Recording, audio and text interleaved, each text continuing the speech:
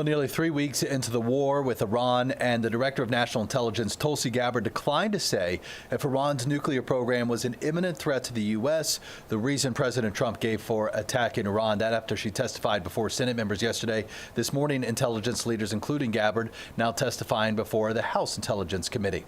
Let's get more from Washington now with NBC's Alice Barr. Hi there. National Intelligence Director Gabbard has long publicly opposed U.S. intervention abroad and any effort at regime change.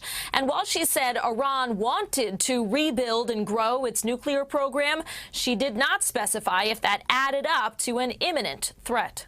For those who are so far, there has been none. In a heated hearing on Capitol Hill, Director of National Intelligence Tulsi Gabbard deflecting and deferring to President Trump when pressed on whether Iran's nuclear program posed an imminent threat to the United States. It is not the intelligence community's responsibility to determine what is and is not an imminent threat. Okay. That is up to the president based on a volume of information it is precisely that he receives. It is precisely your responsibility to determine what constitutes a threat to the United States. Senators drilling down on how Gabbard's statement that the intelligence community assessed Iran's nuclear program was obliterated by U.S.-Israeli strikes last summer with no effort to rebuild since then squares with an imminent threat today. Iran maintained the intention to rebuild. That following the resignation of Director of the National Counterterrorism Center, Joe Kent, who said he left because Iran did not pose an imminent threat, now speaking out with Tucker Carlson. Was Iran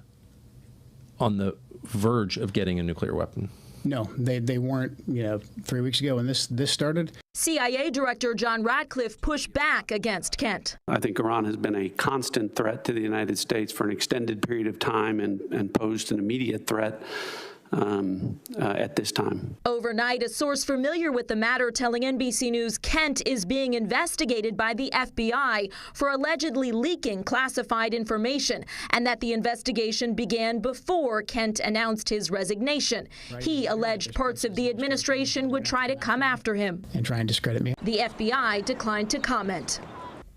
A House committee holds a similar hearing today on worldwide threats, while at the White House, President Trump hosts the Prime Minister of Japan, fresh off the president's push for military intervention from Japan and other allies to help secure the Strait of Hormuz. In Washington, I'm Alice Barr. Back to you.